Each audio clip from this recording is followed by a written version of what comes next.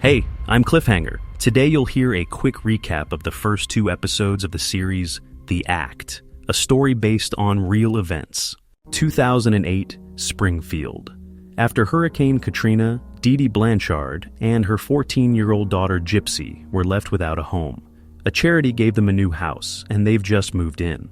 A bald girl in a wheelchair with oversized glasses, that's Gypsy. Her mom controls her every word. Gypsy calls her mom her best friend. We see Dee Dee shaving Gypsy's head once again, then lifting her from the sink into the wheelchair.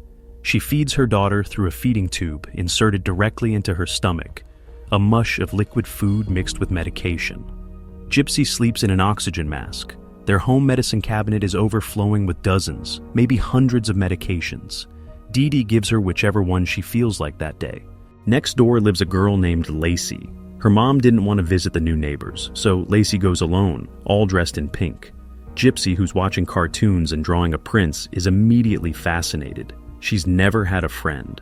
Lacey volunteers at the local hospital, where they sometimes do patient makeovers. She offers to do Gypsy's makeup, and the girl excitedly agrees. Gypsy gets overly excited when she hears Lacey has a boyfriend. She used to dress up as Disney princesses for cosplay, too. But behind the corner, Dee Dee is watching them closely.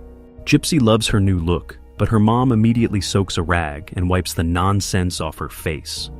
"You're too young for this plaster," she says. Tears roll down Gypsy's cheeks. She just wants to be like other girls, but her mother won't let her. The next day, Dee Dee introduces herself to Lacey and her boyfriend. She says Gypsy had her salivary glands removed, suffers from epilepsy, heart murmurs, paraplegia, and anemia. According to Dee Dee, her daughter will never be able to live independently. Lacey offers Dee Dee a Coke, but she freaks out. She's allergic to sugar. At home, Dee Dee lectures Gypsy about the horrors of anaphylactic shock if she ever takes even one sip of soda. Later, Dee Dee takes Gypsy to the mall to buy another pink item.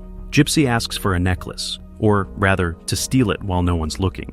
Gypsy encourages her. Unfortunately, Mel, the neighbor, sees it. Dee Dee panics. If Mel tells the police, everything's over. She tries to bring it up, but Mel has guests. Turns out the neighbors, including Mel and Shelley, helped build that house for Gypsy and her mom. Dee Dee tries to charm them, but Mel is clearly suspicious. At home, Gypsy doesn't have her own computer. She's only allowed to use her mom's laptop. First thing she Googles, boyfriend and kiss. Gypsy suggests making pizza together. Sounds fun, right? Wrong. Their version of pizza is a disgusting milk-soaked blended slurry injected into Gypsy's stomach with a syringe. To get closer to the neighbors, Dee Dee throws a party. She walks around with a donation jar, supposedly raising money for Gypsy's eye surgery. Kids crowd around Gypsy. She's dressed as always like, who even knows? But she's more interested in Lacey and her boyfriend. Gypsy tries to follow them when they head to the movies, but of course, she's not allowed. On the table, tempting cupcakes. While her mom's distracted, Gypsy tries to sneak one. That's when Mel shows up. Dee Dee tries to pin the theft on Gypsy, but Mel doesn't buy it. So Dee Dee puts on the tears. "My daughter doesn't have long to live, and we're poor." Then she sees Gypsy with the cupcake, smacks it out of her hands, gives her an injection, and rushes her to the hospital. "5 more minutes," she insists to the doctors, and Gypsy would have died. Mel brings Dee Dee her forgotten wallet. She says she won't report anything. She's a single mom herself and doesn't want more drama. Fast forward to 2015. The Blanchard house is surrounded by police. The rooms are filled with stuffed animals. A detective finds Dee Dee's dead body, stabbed in her bed. Gypsy is missing. Back to 2008. At night, Dee Dee cuddles Gypsy in bed after taking some Xanax. She got a $1,500 check today. They sleep in the same bed. At 11 p.m., Gypsy quietly takes off her mask, stands up with ease, and walks to the fridge. She wants to test if she really is allergic to sugar. The whipped cream? Delicious. No reaction. She'd overheard at the hospital that the meds Dee Dee gives her already contain tons of sugar, so clearly she can eat sweets. She also admitted to feeling pain from sitting so much. When Dee Dee catches her standing, she forces her back into bed and straps on the mask. Gypsy sobs silently. Back to 2015. Neighbors can't understand. How could Gypsy run away in her condition? 2009. Gypsy drinks Coke, eats ice cream by the tub. She obsessively watches makeup tutorials. They receive a letter. Gypsy has been named Child of the Year in Springfield.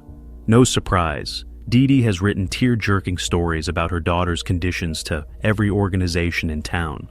But sweets come with a price. Gypsy now knows what tooth pain feels like. Dee Dee blames it on high stomach acid. A gastroenterologist is surprised she even had her salivary glands removed. Gypsy can swallow just fine. He says the feeding tube can be removed.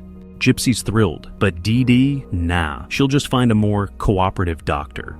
Eventually, the woman fills a prescription for stomach acid meds. But at the pediatrician's office, she suspiciously asks if any of Gypsy's illnesses have ever actually been confirmed. Meanwhile, she steals a stack of prescription pads from the lobby. "I don't need the tube," Gypsy says. But Mom has other plans. From now on, Dee Dee will be the one speaking to doctors. As the coroner examines Dee Dee's body in 2015, neighbors speculate, who could have killed her? One morning, while brushing her teeth, Gypsy loses a tooth. She's terrified. Dee Dee brews a mega smoothie of 7 meds for her, all injected directly into Gypsy's gut. Through the window, Gypsy longs for a normal life, watching the neighborhood girls hang out. Dee Dee finally lets her approach them, briefly. In Lacey's room, Gypsy sees a puppy and is overjoyed. The girls are shocked by the state of her teeth. Gypsy opens up about her secret nighttime outings, and how terrified she is that her mom will find out. Dr. Lakshmi Chandra starts investigating. She calls Gypsy's previous doctors and learns unsettling things. A social worker visits the Blanchard home after someone reports concerns about Gypsy's safety. Dee Dee panics, gives Gypsy a bitter drug that knocks her out before the social worker arrives. The girl, drowsy, struggles to answer questions. The worker notices strange things, like mismatched documents for the house ownership and insurance. Dee Dee blames it all on post-Katrina confusion. Everything got lost in the flood. The visit shakes Dee Dee to her core. She covers the windows with film so no one can see in. Then she accuses Mel of reporting her. Later, Gypsy visits the dentist, drugged again. This time, no fillings, just full extractions. She wakes up swollen, bruised, and toothless. She sobs in the bathtub, but Dee Dee, as always, insists everything is fine. With her face bruised and bandaged, Dee Dee preps Gypsy for her award ceremony. She even gives her a gift, fake teeth. Finally, Gypsy is wheeled on stage to accept her prize, Child of the Year 2009, and a generous $5,000. She sings a song about love in a squeaky voice. Her mother proudly sings along. Later, they meet with Dr. Chandra again. This time, Gypsy is alone with the doctor. The doctor tells her she's not allergic to sugar, offers her a Coke right then and there. Other diagnoses might be fake too. Chandra replaces Gypsy's feeding tube, back to 2015. Lacey tells her mom, and later the police, that Gypsy had a secret Facebook account. Through it, she made friends, maybe even found a boyfriend. Gypsy places another useless stuffed toy on her bed. She no longer wants to sing along with her mom. She locks herself in her room. Dear viewers, if you'd like a continuation of the story of Gypsy Blanchard and her loving mother, let us know in the comments. See you soon.